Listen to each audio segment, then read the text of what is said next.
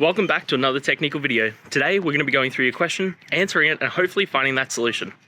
Guys, remember to stay just a little bit crazy like me, and hopefully you find that resolution. Now, let's continue on to the video.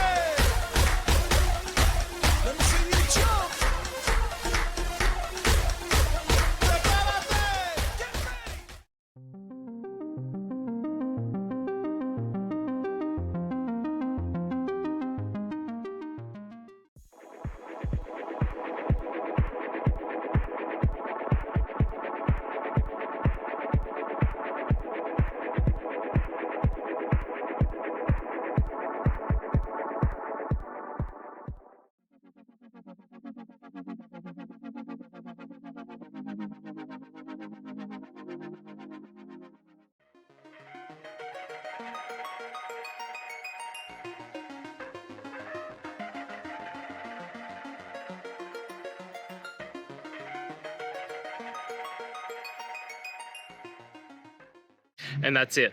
I hope this video has helped you get through to that resolution that you're looking for. If it did, please hit subscribe. And until next time you need technical help, I hope you have a good one. Cheers.